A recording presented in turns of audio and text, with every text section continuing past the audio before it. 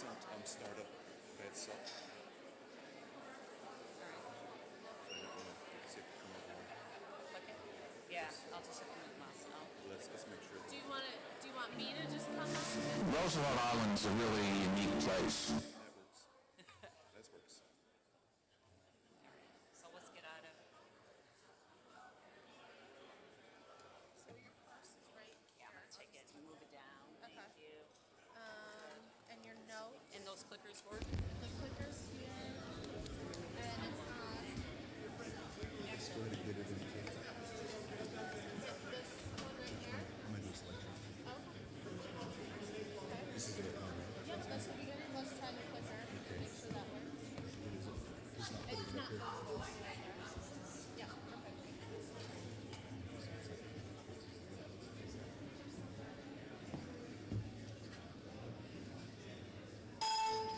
So he can go ahead and put it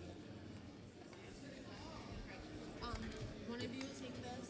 Turn your mic on when you're ready. The switch is right there. And I think you should be.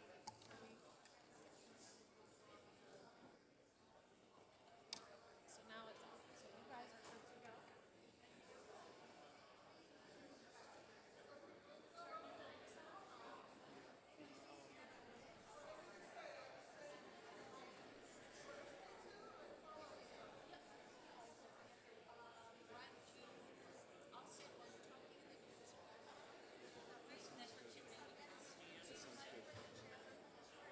Chairs are perfect. I'm going to stand over here when I'm talking. That's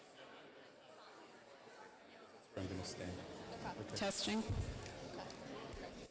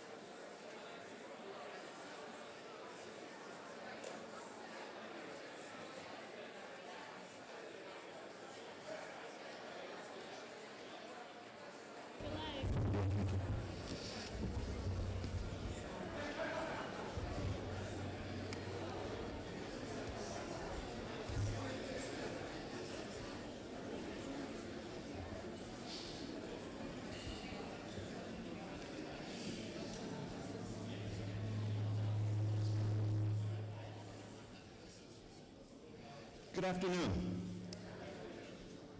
On July 2nd, in 1862, Abraham Lincoln signed the Morrill Act.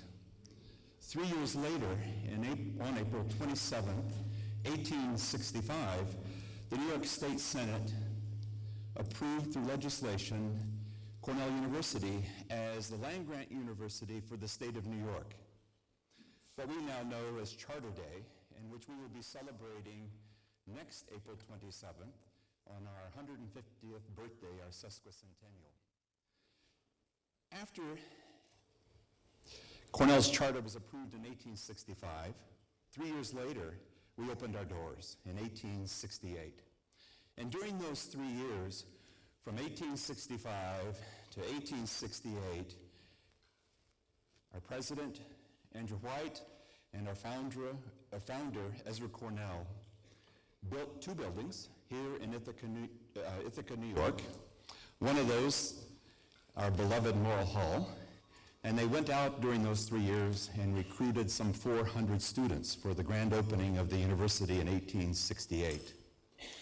This afternoon, I and my colleague, Cathy, the vice president for the Cornell Tech campus, are going to tell you about a similar past 3-year period and another future 3-year period, but rolling to the future. And it's a similar land-grant initiative, and it has to do with the city of New York. So in 2010, the city of New York announced the land-grant initiative, a competition, a worldwide competition in 2010.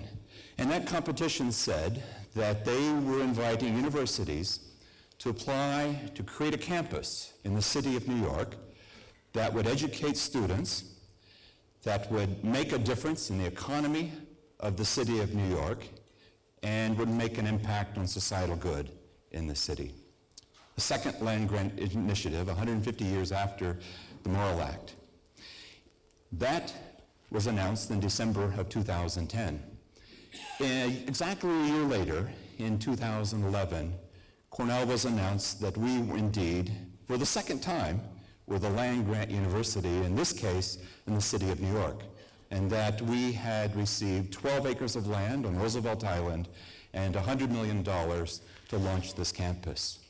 I'm now going to turn to Cathy to talk about the past 3 years and about the next 3 years between 2014 and 2017, and I'll describe some of our goals and aspirations around the academic program, and we're going to show you some images of what this campus will look like in 3 years. Cathy?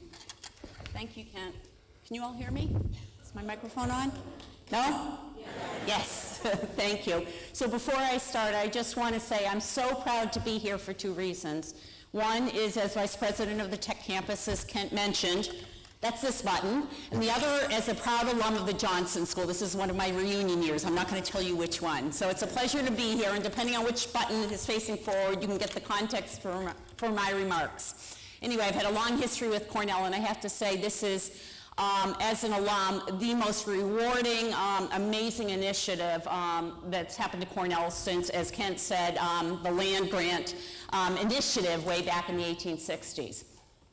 Kent mentioned that in 2010, the city of New York launched an initiative, a worldwide initiative, to look for world-class universities to start what they called an applied sciences campus somewhere in the city of New York. And it's important to understand the context for that. The context is this was an economic development initiative on their part. They had taken a few years when the economy was going south for a number of cities and countries, frankly, to say, what can we do differently in the city of New York to ensure that our economy remains robust going forward? And I give the city a lot of credit. This was Mayor Bloomberg and his team. They got a lot of input, and at the end of the day, what they heard loud and clear is tech is poised in New York City, but what are we missing to really make it take off? We're missing talent.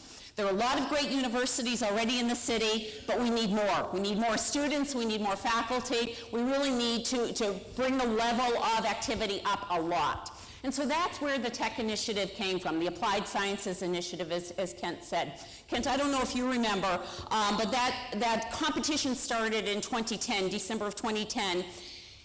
This entire process happened in the course of 1 year, an extraordinarily accelerated process. And when you think about it, governments and universities aren't probably the two industries you think about as moving quickly and moving in a very visionary way, but this process really brought out, I think, a very visionary set of responses from a number of universities. So as you all know, Cornell and our academic partner, the Technion, we'll talk about them in a little bit, won the competition. I'm often asked, why did we win? I think there were really three reasons. There were many reasons, but I think there were three primary ones. The first one is that we had a phenomenal donor by the name of Chuck Feeney, who really believed in the vision we laid out and came forward at the last minute to say, I am going to donate $350 million to get this Tech campus up and running, and really turned this from a vision into something very real, which mattered a lot to the city because this needed to be real at the end of the day. The second reason was a wonderful partner in the form of the Technion. Technion is a wonderful institution based in Israel. For those of you that have followed global economies, Israel in the last 25 or 30 years has really transformed from an agricultural economy to a tech economy. And Technion is right in the middle of that. And they bring a wonderful set of skills and alumni and faculty and others to our campus. And that meant a lot to the city of New York to complement Cornell. The third, far from the least, was I think we had an extraordinarily aggressive, realistic and visionary proposal. So what you're going to hear a little bit about today is what our vision was, and frankly, what we're doing now to execute on that vision. It's been an amazing now 2.5 years. This says 24 months. From proposal to execution really has not changed in any significant way. So let me tell you a little bit about what's been going on in the last 24 months. And you see some images up here that will give you a sense of that. So in no particular order, one of the first great things that happened to us is that Google, a little company some of you may have heard of, came forward right after we won and said, we would like to contribute fabulous space in the building we own in Manhattan until you have a campus of your own.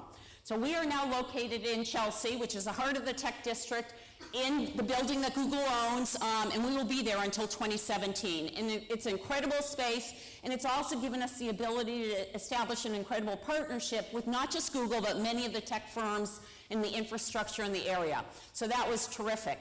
You see up on the upper left, Technion. In the last 24 months, we've gone from being a partner in a proposal to a full-fledged partner on our campus. Technion and Cornell have formed an institute, a separate legal entity, that is a key part of our campus. Over time, it'll be between 25 and 30% of our campus. It will offer dual degrees. A lot of great research is already coming out of that, so a very, very important part of our campus. We've had an incredible amount of media attention. I don't know if any of you see it, but as of last month, I think we were something like 4,000 media hits in the last 2 years. So a lot of interest in this. This really resonates with so many people worldwide, and we're seeing that. We got 8 degrees approved by the state. Even though Cornell's been around for almost 150 years in New York State, funny enough, if you're moving your location or opening a new location, you have to go through the bureaucracy and get these degrees approved. And the state's been very helpful, and we have 8 degrees that have been approved.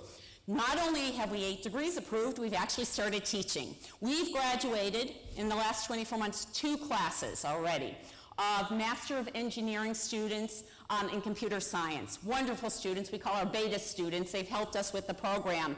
And we'll talk in a little bit about the students we're expecting this fall. 2 more programs are going to open this fall in addition to the MEng. And finally, I want to touch on the fact that we've hired wonderful people.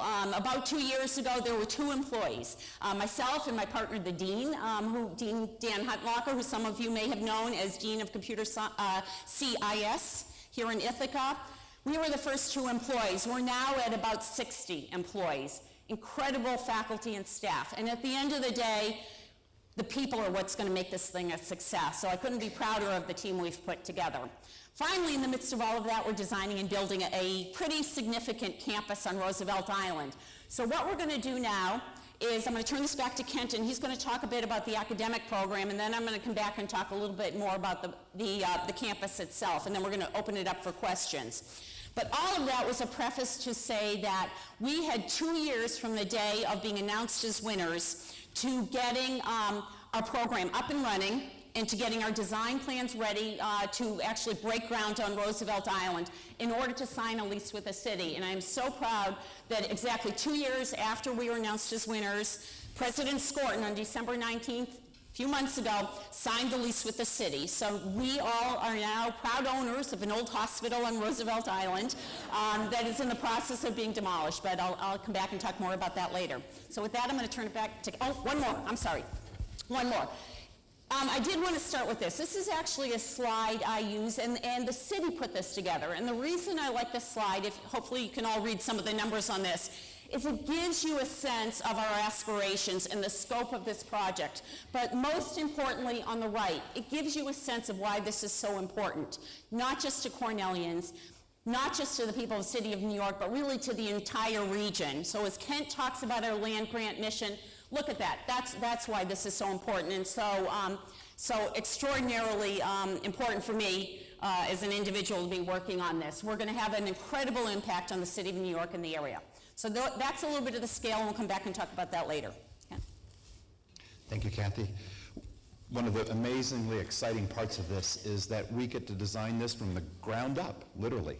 The physical facilities on the island, and also the programs and the way that we're organized administratively, academically, even the academic calendar, the way a class flows throughout the year, a semester, the way it is taught during the day.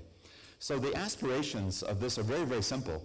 We're creating the preeminent information-focused campus in New York City in the area of digital disciplines.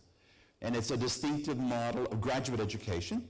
These are graduate students that will be there. We'll come back and talk briefly about undergrads in a few moments, but the primary focus in the educational realm are master's students, as well as PhD students, but primarily master students. And our goal here is to create an entrepreneurial, to use an overused word, ecosystem or spirit amongst the students, amongst the faculty, and indeed the entire campus. We're blending traditional technical depth also with business thinking amongst the students and the faculty, and also the whole purpose of this is to make a positive impact on society worldwide, but particularly in New York City. We have, as Cathy said, a significant academic partner in what we're calling the Jacobs Institute, the Innovation Institute. And lastly, we're drawing on the strengths of New York City, which is a unique city with amazing depth in the finance area, in the media area, in fashion, in healthcare. And all of that comes together in terms of our goals for being the preeminent place in the world, driving the economy around the information age. So I'm going to talk about 3 points. And the first one here, all of this is about our culture and our approach. The first is that we have a mix of discipline as well as domain-based programs. Discipline and domain-based. The faculty teaching and also the research is across departmental boundaries. So we don't have departments in this new campus, on the Tech campus. We have them here in Ithaca. We have actually more departments in Ithaca than any other university that is a top 20 university, but not on Roosevelt Island and not in the Google space. And literally even the physical facility is open.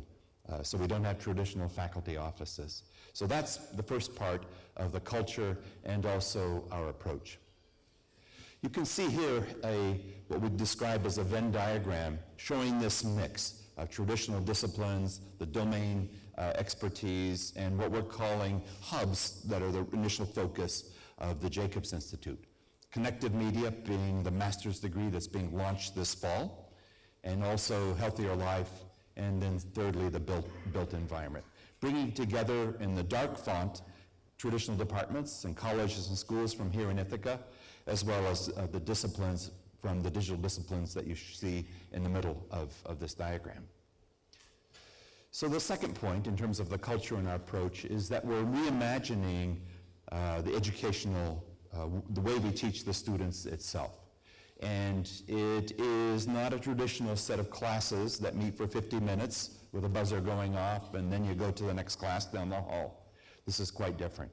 In some sense, we're going back to the age of the apprenticeship. But those that may have studied architecture here at Cornell, this may sound familiar to you. The students are really working together in a studio in some sense. They're apprentices, as I said. They're presenting throughout the day and throughout actually the week and the semester the artifacts of what they're working on, and they're working together in groups, not just groups in their area of expertise, but students from the business school, students as we go forward from architecture, as well as computer science and electrical engineering, all working together and in a very shared space. Also in this we have companies, and also we have startups, with the goals of the students interacting with those companies and actually going out and creating their own startups. And all of that is shared. The courses are shared. We don't have a traditional MBA track and a traditional computer science track. There's sharing of faculty, sharing of courses, and a lot of overlap between the MBA students and, say, the connected media students. So it's a shared master's curriculum. And you can see here the kinds of days that are staggered throughout the semester. There are hack days, there are studio days. In the fall, there's a company project. In the spring, there's a startup project. There are days in which there's mentorship between the industry mentors and the students on the campus. So it's very much an interactive, innovative curriculum in which the faculty and the students and what we describe as this whole ecosystem are interacting together to produce a very, very special product. And these are the master students in these, what will eventually be these 8 different degrees that Cathy mentioned. So the third part of the culture and the approach is that we're also reimagining the research aspect and the commercialization. So not just the educational realm, but actually the products that'll be invented, the intellectual property that comes out of that. Quite different than the traditional university. So one of the very first hires was a chief entrepreneurial officer, Greg Pass, who was a Cornell grad, had been the chief technical officer of Twitter, and he works with the students and with the faculty and the staff there, both in the commercial realm and also in the nonprofit realm. The second is we're creating what we call business development function, an office that will become the advocate, the deal maker, not just the guardian of the university's intellectual property, but actually the person that will make it rain and make deals for students, for faculty, for the companies, and indeed for the startups.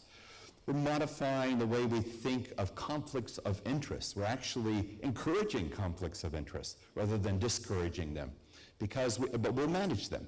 And the reason for that is you have to have a not simple faculty role if you're an educator or a simple student role, but you've got to be doing things that would normally make Provost uncomfortable. We have the U.S. Department of Congress on campus. They've set up an office that comes out of their patent office. They want to observe and learn from what we're doing. And then the Jacobs Institute has launched an innovative, this is one example, of a postdoc program where we're bringing individuals that have studied elsewhere to this campus with knowing very specifically that they're going to go start a company. And we call it the Runway Postdoc Program. And we've set up a very straightforward document that describes what they're doing and how they're going to do it and how it interfaces with our intellectual property rules. Cathy mentioned that we're launching degree programs. We're actually graduating students. We're not taking 3 years, as A.D. White did, from the start of the pronouncement of Cornell being the land-grant university to the first entering class, about a year before we started graduating classes. But we have a whole time frame for launching new master's degrees. And one of those is indeed this 2-year master's degree that is a dual master's in the connected media area with the Technion, and that one is starting this fall. The MBA program, that is 1 year, 12-month MBA that focuses on the tech sector, those students are right here in Ithaca as we speak, and they're starting the fall semester in the Google space on the tech campus. So here's the timeline, and I'm going to now turn it over to Cathy Dove, and she's going to show you some pretty pictures of what this place is going to look like in 3 years. Thanks, Kent. We always fight about who gets to show the pretty pictures. But you can see this is a pretty aggressive timeline. We, as I said, I believe I said earlier, we're really proud that we'll have 100 students plus in our space starting in the fall, and it accelerates from there. So a lot of hiring going on, a lot of students going on, a lot of iterating on the program and the curriculum. I've never worked with a group of faculty that's so interested in coming up with a novel curriculum and that's so embedded with industry and with the relevant people in New York City. So it's very, very exciting. All right, so let's talk a little bit about the future campus, because we also have a fantastic team that's in the process of designing and building that. A couple years ago, we put together a master plan. This campus will be built out over a number of decades. So the first phase will open in summer of 2017. We're very much committed to the city to do that, and we're very much on track to do that. And then we will probably have 2 more significant construction periods between now and likely 2037. Some of you may be here to hear about that in 2037. I don't think I will be, to talk about it. But we will build a significant campus over that time. When we are done, it will be about 2 million square feet on 12 acres of spectacular land on Roosevelt Island in the middle of the East River, and we'll have thousands of people on the campus. So what I want to do now is talk a little bit about the buildings we're talking about for the first phase and why each of them is so important. This is Roosevelt Island today. How many people have been there? I'm impressed. This is a better percentage than I get when I ask this question in New York City. I can't tell you how many New Yorkers. Oh, Randall's, Rikers, Roosevelt. Unless you play tennis, most New Yorkers have never been there. Now, there is a great reason to go now if you get to New York City or live there before our campus even opens, and that is there's a spectacular new park at the very south end. Let me see if the pointer works. I don't believe it does. Anyway, to your left, which is south, on this view of Roosevelt Island, it's called the Four Freedoms Park. And this is a Louis Kahn design that was actually spearheaded by a Cornell alum, Ambassador Vanden Heuvel. It opened about 2 years ago, a year and a half ago, and it's called Four Freedoms in honor of a very famous speech that FDR made right across the river at the UN. And it is most definitely worth a trip. It's spectacular, and it's going to be a lovely setting right next to our campus, so we love it. Anyway, back to our campus. What you see here is the old hospital I mentioned that we as Cornellians now somewhat own. It's an enormous hospital, and one of the critical path items when we were working with the city over the last 2 years is actually getting the patients out before we started demolition. That's a good sequence. They did it in the nick of time, so it was most definitely empty when we took possession on December 19th, and we started demolition on January 2nd. And demolition is well underway. This is a huge demolition and, frankly, abatement job. So it will go probably 14 months or so, the demolition. We will start construction likely before the demolition is even complete. So there are things happening. If you see the site now, and you can see it from many places, there's a big fence around it and construction trailers. This is, I'm very proud to say, what the first phase of the campus is going to look like. Thank you. It looks great. Very exciting. Thank you. This is just the first phase. Now, I've switched directions on you. You're now looking towards Queens, and Manhattan is behind you. But let me talk a little bit about each of what I believe will be 4 buildings in the first phase, and what makes each of them special and why each are so important. So the first one, and I apologize for not having a pointer, is the one closest to us with that big, what we call lily pad on the top of it. That is our first academic building, and it will very much be the flagship building for the campus. It is going to be spectacular. It's being designed by Tom Main of Morphosis, and for those of you that have seen Gates Hall, the new building by the baseball field, same architect. That's not why he was selected. We had a worldwide competition, but really just a beautiful building.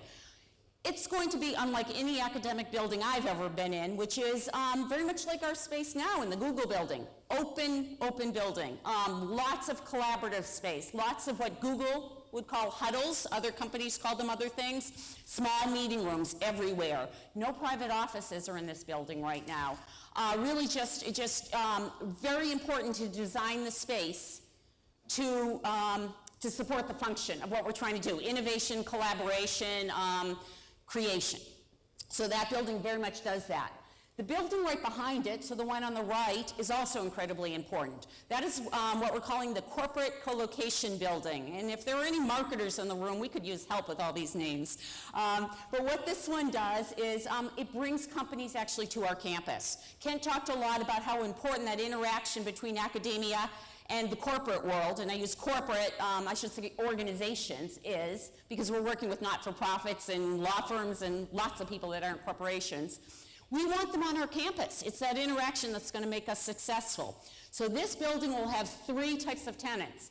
The first is Cornell Tech. We'll have about 1/3 of the building. We'll actually be in that building in addition to the academic building. And actually Johnson has an additional piece of space in there. So Cornell, even larger than Cornell Tech, will be represented in that building. The second type of tenant is what's called a co-working operator. For those of you in the tech field, there are a number of these that are established, and what they do is they take a lot of space and they actually provide space and program support for startups. So companies that are too early on to actually rent space on their own, they get a lot of space and program support. So we're going to have a leading co-working operator in our space.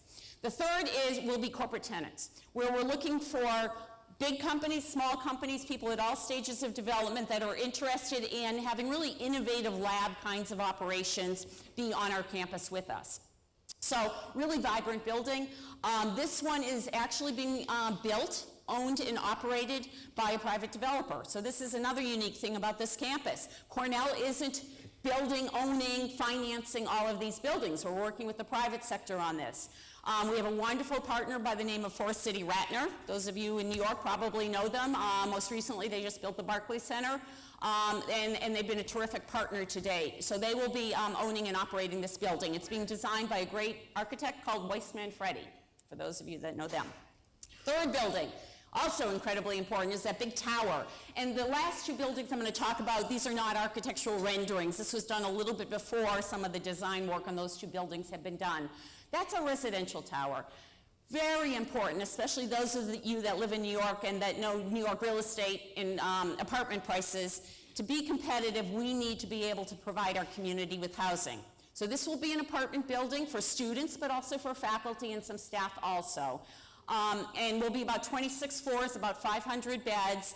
Will also help make the campus in the early years vibrant, 24/7. If you just had people working there, everybody left at the end of the day, it would feel very different than if you have people living there all the time.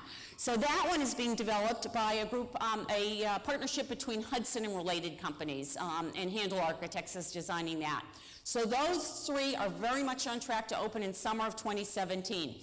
The last building is a little bit further behind, but also is very exciting, which is our Executive Education Center Hotel. That's an important building, critically important building, to really bring tech, innovation, workshops, conferences, both academic and commercial, to the campus itself, as well as hotel rooms, to allow people to physically come to our campus so that we truly are the hub of innovation and of tech in New York City. And that one is underway. We're talking to developers, and we're in the process of putting together a financial structure and designing that. That one will likely not open in summer of 2017, but hopefully shortly thereafter.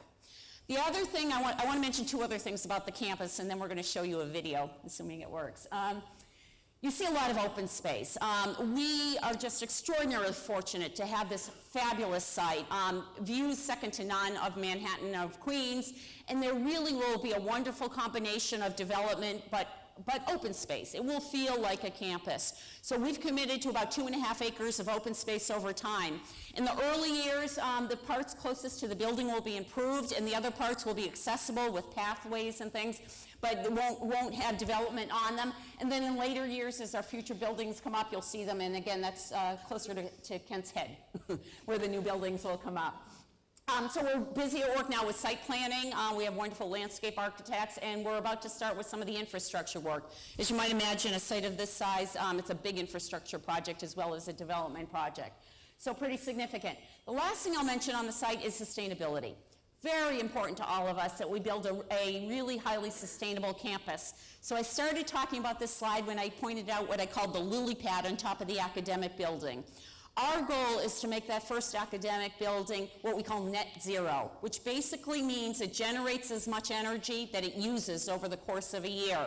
So what you see there, and this was built bottom up with this in mind, is a photovoltaic array, solar panels, that are on top of that building as well as the co-location building, which will feed energy back to the academic building, with the goal that we're highly, highly sustainable.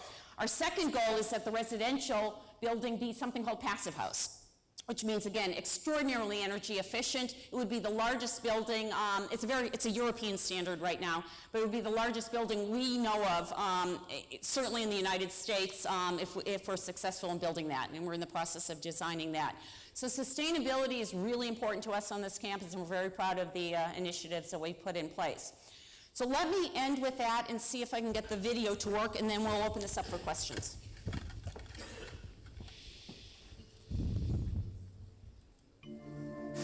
Roosevelt Island's a really unique place.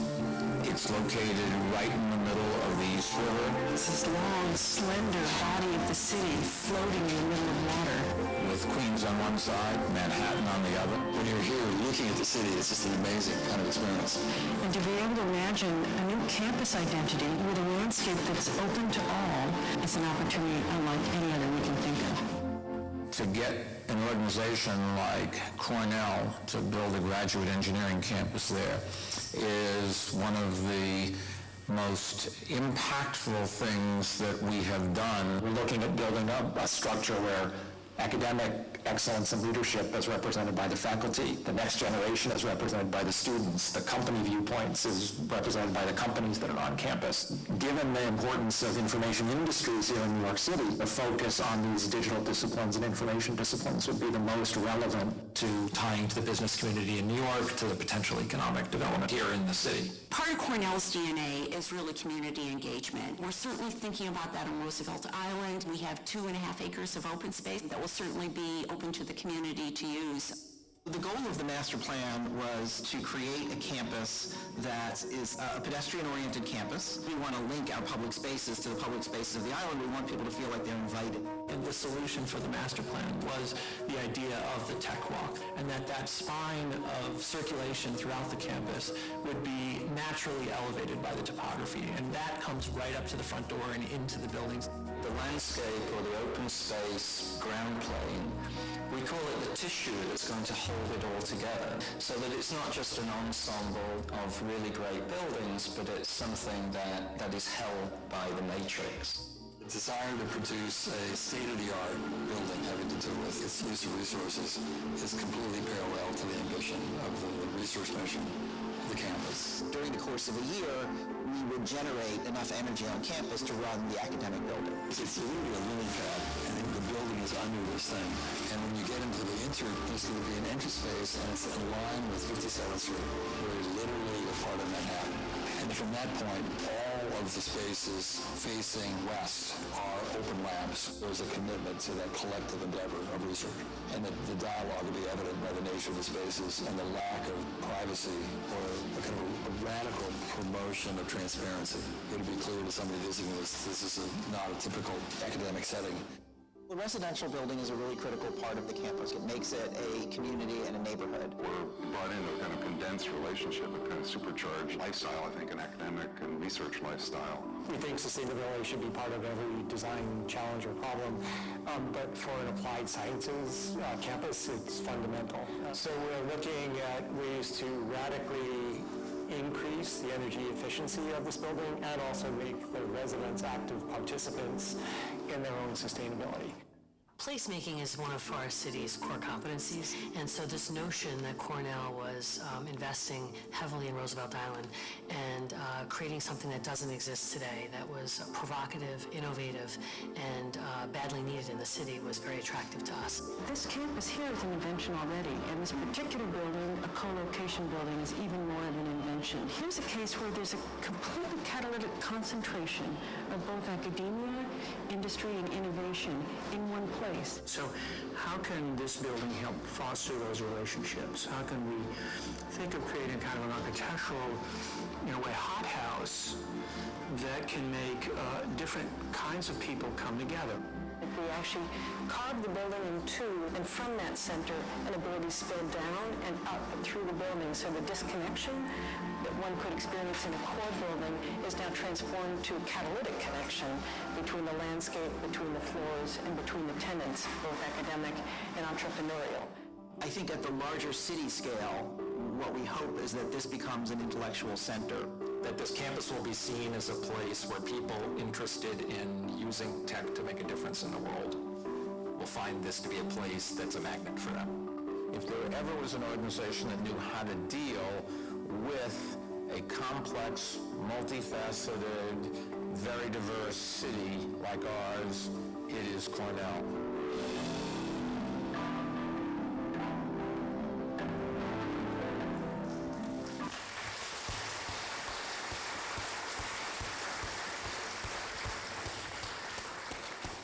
I think the mayor summed it up. I think you as alumni have an awful lot to be proud of, and we all have an awful lot of eager anticipation of what this university and that specific campus are going to do, and how it's going to benefit those of us that are going to stay here in Ithaca, as well as our footprint worldwide. So Cathy and I would just love to take some questions and answer anything you'd like to ask us. And there are mics. We've been told that if you can, get to the aisles. If you can't, yell out, and I'll try to repeat your question. So this young lady here, right behind you, sir. Thank you for thank you. Beautiful presentation. And as a New Yorker and a Cornellian, I'm thrilled with the whole idea. I have two questions. They're both a little complicated. Number one, the $2 billion budget. Could you tell us, is that committed money, and roughly how is it divided? And quite different question, I keep hearing about the partnership between the Israeli techs. That's very generic. What does the partnership, could you get a little more specific? Who does what, who is responsible for it, and how does it work? Yep. And related to that, there are going to be innovations coming out of it. Who gets the profits? Where does that go? Okay, so three questions. Okay, three questions. We've got a long queue here, so we'll do them real quickly. Let's do them backwards. Cathy, you're going to take the $2 billion question. I'll do the other two. One of them was the returns from the campus, innovations, intellectual property. It depends on which piece. There's this Innovation Institute that is joint with the Technion. If there are any great breakthroughs and there's intellectual property that comes back and monies come back, it'll all come back to fund that Innovation Institute. For the rest of the campus, which is just Cornell without the Technion, that has the traditional returns, where there'll be some funds that indeed will come back to the campus, maybe some to the provost. We haven't negotiated all that, but it'll be Cornell's. It'll be Cornell's. The second question was about the Technion itself. We've mentioned them quite a bit. I think this is the only example that I know of an international university being invited to the U.S. There are a lot of cases where the U.S. is going overseas, including Cornell. But this is a case where we've invited them to be a part of our campus. And indeed, there's an institute that's fully endowed. This is part of the money question, by Joan and Erwin Jacobs, and fully endowed, and it's funding that shared curriculum. And it has a very specific goal, and that is to teach this 2-year master's degree. Faculty are being hired at the Technion, from Cornell. They're living full-time. They're full-time on the campus and working there. And so that's that partnership. In addition to that partnership, though, we're doing the MBA through the Johnson School around tech. We're doing computer science. We're doing other things. $2 billion, Cathy. Where's that coming from? So the question was, it's often been quoted, this is a $2 billion plus dollar investment from all of us, and how do we do that? And you're absolutely right. We've been talking about numbers like that. Let me talk about the first phase and then talk about how we think about the future. I mentioned very quickly that one of the most important things that happened was Chuck Feeney and his $350 million gift. And I can't tell you how transformational that gift was and is. It's doing a couple of things. One is it is supporting, with some money from the city, the first phase of our development project. So everything from the deconstruction to the buildings that Cornell will own. Incredibly important. So we have that capital covered for the buildings I just talked about, the first academic building in the site. The second thing it's doing is actually providing a seed funding for the first few years of operation. Anybody that's done a startup, you know if you have the cash for the first few years, it makes an incredible difference. We can hire our faculty, we can get staff going, we can do all of that. So it's providing both endowment as well as some current use funds. Kent mentioned just as incredibly important, gift from Irwin Jacobs that got the Jacobs Institute up off the ground, again with about a $133 million gift.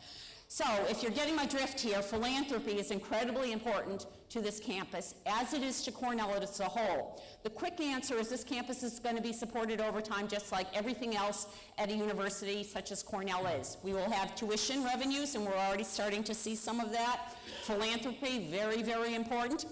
We already have some sponsored program activity, so grants that the faculty are bringing in that are helping to support it, as well as some other miscellaneous revenue, but that is the model over time. And finally, I did mention that we're also looking to private developers to help with some of the capital. We're using that already, and I'm fully expecting that will happen with some of our additional buildings. So that's the model. So we've told President Skorton he cannot move to Washington until he raises at least $1 billion. So he's got 13 months, and he's working hard. We'll see how he does. We'll see how he does. Yep. The background of the question is we have a grandson who is going into his junior year computer science. So I personally would like to know what the tuition would be. And is the master's program a one-year program or a two-year program? So it's, there are options around the master's degree programs. MBA is 12 months. There's a Master's of Engineering that's basically 9 months. And then there is the Connected Media Master's that's 2 years. The tuition for the degree programs is the same as it is here for master's degrees. Granddad, we can talk about that if you'd like to afterwards. But it's the same as in Ithaca. Yep. Yeah, thank you. Thank you. From what I understand, Cornell has been rewarded for its vision here in developing a technical base together with practical implications across the board with a national vision, international vision. The only place I can think of that has attempted to do that up till now has been the leaders in Silicon Valley, and to the extent that they are on board with you, we'd be interested in whether you've had discussions with them, whether they're participating in your planning, and whether that's appropriate. So if together with the Silicon Valley leaders, Apple, and other companies out there. Yep. So there's sort of two groups out there. There are our academic friends, competitors, friends, et cetera, and then there are indeed the companies, and we have many of our Cornellians that are there in the venture business as well as in companies there. And we're talking and working with all of them. They're all serving as consultants. We've got groups that we meet with. They're heavily involved in giving us advice. We don't want this to be a Silicon Valley 2. We want it to be the future of the tech industry, and we think the city actually provides that opportunity. There's deep connection with the consumer that you really don't have in Silicon Valley. You've got a lot of technology, but you don't have the consumer as New York City has. So we think it gives us an opportunity to be unique and be something beyond Silicon Valley. But indeed, we're learning from their successes and their mistakes. We'll take one over here. I'm sorry. Okay. Yes. I'm the CEO of a startup, and so two practical questions. First, my third biggest cost is actually transportation, getting people out to our clients around the world. Obviously, with the way Cornell Tech is set up, people are going to have to travel. Are you working with any New York City or airlines and such to get help for startups with that cost? And second, we're able to take advantage of the R&D tax credit for a lot of what we do. Is New York State going to be able to provide some tax breaks to startups there? Cathy, you want to take both? Sure. So as far as transportation, we honestly aren't working with airlines. We're certainly working with the city a lot, because within city transportation is always a question that people think about, especially if you're going to be on an island. So everything from enhancing services to the island, ferry services, one that comes up a lot. There are other things we talk about, but we haven't really talked about broader transportation to and from New York City. I'd be happy to talk to you about that later. Your second question was? tax credit? Tax credit. In New York State, yeah. New York State actually has a pretty interesting program some of you may know about. It's called Startup NY, and actually the Ithaca campus is taking advantage of that in a really exciting way. We are also talking to the state about the possibility of creating a Startup NY site in our Roosevelt Island campus in the co-location building. Now, since that's not opening until 2017, we're not quite there yet, but it's very appealing to potential startups to do that. Just for those of you that don't know what it is, it's basically tax-free everything, including personal income tax for employees for, I believe, 10 years. So it's a very attractive operation for people that can take advantage of it. Thank you. We'll switch to this side. Yes. I was concerned when you said your regular daily classes meet in the Google building now. The 77% in recent Department of Education research shows that those enrolled in higher education are non-traditional students. 40% are over 25. The rest are either married, work full-time, or have 2 generations living in their home. I'm involved in a huge regional higher ed center with 12 universities, so we have like 10% of our 3,000 are daytime undergraduate. Everybody else are nights and weekends. And Cornell has such magnificent education. I've been very concerned that they haven't been able to reach any of the adults trying to return to school except as a full-time setup. Will you have anything that people who work full-time can take advantage of? Right now, we envision our degree programs to be focused on graduate education, and our current plan is full-time graduate education, and that's very deliberate. But I do expect very shortly you will start seeing more executive, not even executive education, more certificate-type programs and education for people that aren't full-time enrollees in our program. So they can do evening and weekend type things? So you'll see seminars, workshops. So we're doing a little bit of that now. I expect that will ramp up when we have a campus and have more space. But one of the things, I'm really glad you asked the question, because one of the things I did not talk about at all is our significant commitment to K-12 education in New York City as part of being a good citizen in the city now. Cornell's been in New York for a long time, but this new campus really brings us to a new level. So what we committed to is to work very closely with New York City public schools, because I couldn't agree with you more. There are just so many needs in public education, going all the way through up into including graduate education. Our campus isn't going to be for everybody at the end of the day. It's going to be for some super people interested in excellent graduate education. There are a whole bunch of other needs that we all, I believe, are obligated to help youngsters with, and that's in the area of digital literacy and STEM education and tech education overall. So even as small as we are and as early on in the program we are, we're already working pretty significantly with teachers in New York City schools, as well as starting to work with some students to see what we can do to help there. It's a huge system, but we feel obligated that we feel it's the right thing to do. Yes. Good afternoon. Hi. So in Bailey Hall yesterday, I heard with pride the fact that we at Cornell have virtually no adjunct professors, and everyone is a professor, and we don't hire part-time. And then I'm hearing that this is great that we're going to be right next to New York City, and there's all these wonderful people with so much knowledge and connections and so forth. Is there any, how do you, if we're not hiring adjuncts, or are we for this campus, how are we going to use all the wonderful resources of people in Manhattan? Yep, so it's a great question, and Isaac Kramnick yesterday pointed out something we're very proud of, and that is our faculty here are full-time. They're not teaching 1 hour here, then going down the street and teaching somewhere else. On the Tech campus, there will be several hundred full-time Cornell and then also some Technion faculty as part of the Innovation Institute that will be indeed full-time.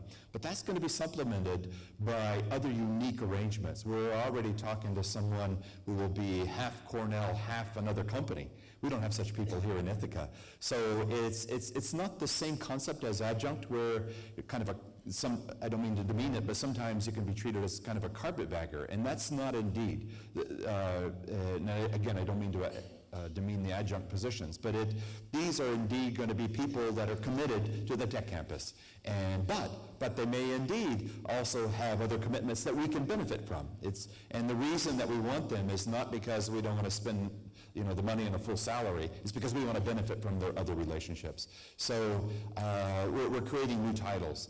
Just 2 weeks ago, the Board of Trustees approved a new professorial title that was approved by the Faculty Senate the month before, called Professor of the Practice. So these are indeed faculty members that can be hired that may have had a whole career in the industry world, and now they can come, and they're not traditional faculty, but our students can really benefit from them. And that's the kind of people that'll be a part of the campus, and it'll have actually benefits here in Ithaca too.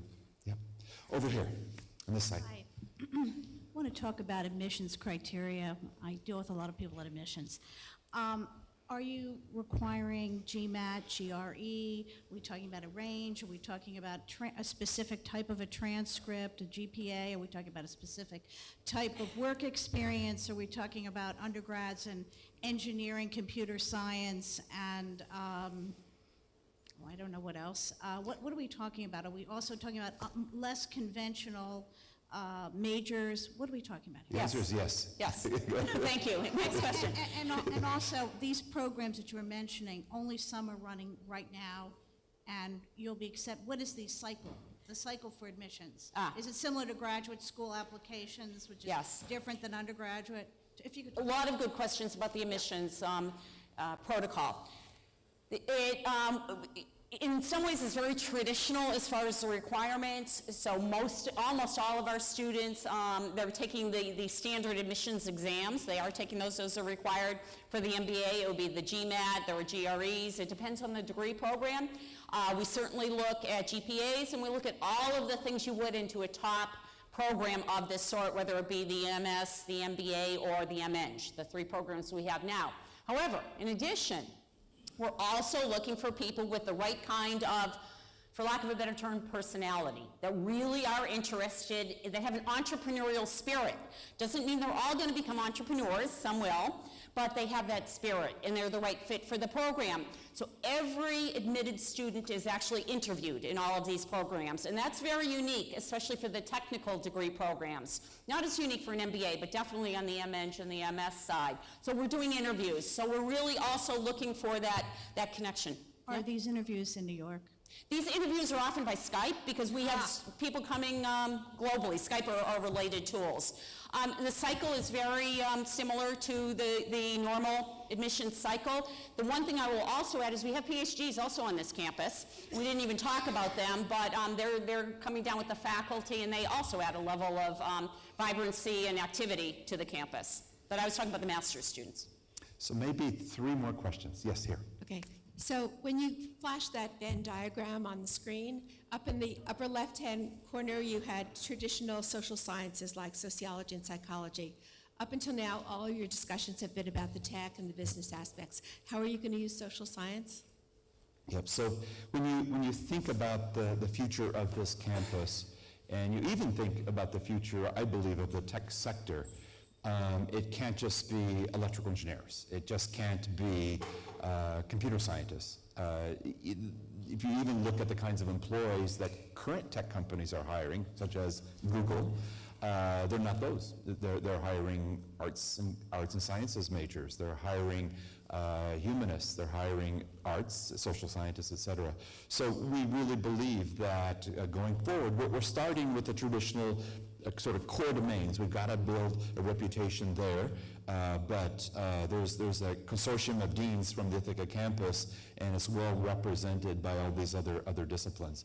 And I should also say that when you think of the city, Cornell is very purposefully growing our presence in the city. This is one part of it. It's the most exciting part of it, the very real current part. But you're going to see all the other colleges and schools, including the law school and others, over the next several years, building their presence. Much of it over time will be on this campus and part of the campus. But you're going to see almost any discipline you can think of in growing in New York City. Also growing here, but particularly in New York City. Yes? So. Yeah. Over here. Second to last question. Just a quick nuts and bolts. I work in New York City at New York Hospital. We recently had a problem environmentally with the flooding that took place at NYU. It stopped NYU completely. My concern would be you're putting a lot of materials in. Has there been any concern for flooding? Oh, Did yes. you get the same problems again? Yes, I was on Roosevelt Island during Sandy. That's what I'm talking about. It closed down What's the that? east side. It closed the East Side Drive. I could use It a did. boat to get to Roosevelt Island. It did. That's my concern. Well, it's a great question, and it's one we actually get a fair amount for obvious reasons. It's a good question.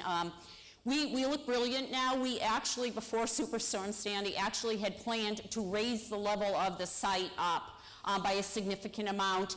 After Sandy, we looked at our plans. We decided to raise it up even more.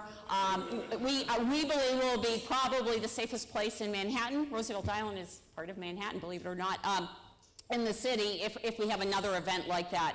The one thing that Sandy actually did bring to light, we revisited all of our building plans to make our significant building systems, to put them up on the roof and just really get them out of harm's way. But yes, you know, it's something, global warming and floodplain levels are certainly something everybody that's building major projects now thinks about. And I believe we're in pretty good shape there. Just think of, imagine Venice. So Cornell Tech will be there, Columbia will be underwater, NYU will be underwater, Cornell Tech. Yep. Yes, last question.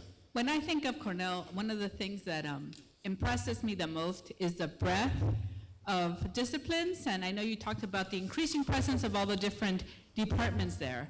I wonder, with innovation, if there'll be like a focus on social innovation. So how can technology and health talk to each other? So for example, in the course of an epidemic, we can use big data and other things to help. With global warming, you know, what can we do to, I don't know, transfer the knowledge, you know, and technology, not just to the city, the state, but beyond? I'll try to address that. So one of the very first hires that we made amongst the faculty on the Tech campus was a superstar by the name of Deborah Estrin. So Deborah is a member of the National Academy, and we hired her from California, UCLA. And her whole work is on little data, not big data, little data. And it's about taking technology and interfacing it with the quality of an individual's life. And she's actually started a nonprofit. She's an entrepreneur, but in the nonprofit business. And it sounds exactly like the kinds of things that you were describing. Really, really important. So this is not just about creating the traditional tech companies, but I use that phrase, societal good, it's about that as well, and individual personal good as well, how technology can improve the quality of individual lives worldwide. So, And part B of the question is, are you going to have prices like for innovation? Is there going to be like funds for people to solve problems and then, you know, get the best ideas to rise forward? I'm sure we'll have competitions. We already are funding the postdoc program that Kent mentioned that's coming out of the Jacobs Institute, where we're really providing financial support for these postdocs to work on real-world problems, and by the end of their year on our campus, they're ready with a commercializable project. And product. So we are already funding things like that. We're funding research between many of the faculty that Kent mentioned, both faculty at Cornell Tech, faculty here on the Ithaca campus, and some of the faculty in Haifa at our partners, the Technion. So it's a great question to end this with. It's really the interaction of all these disciplines that's so powerful in what we're doing. When we talk about tech, back to one of the questions over here, we're not just talking about computer science. We're really talking about bringing all of this together in a way that provides societal good and real benefit to all of us. So thank you all. You know, in the next 10 months, we have this ramp up to Charter Day, April 27th, 2015. And as we celebrate the last 150 years, I think you have a glimpse of the next 150 years. This Tech campus is a piece of it. It's really exciting, and I think we can look forward to another 150 years of Go Cornell, the great university. Thank you all.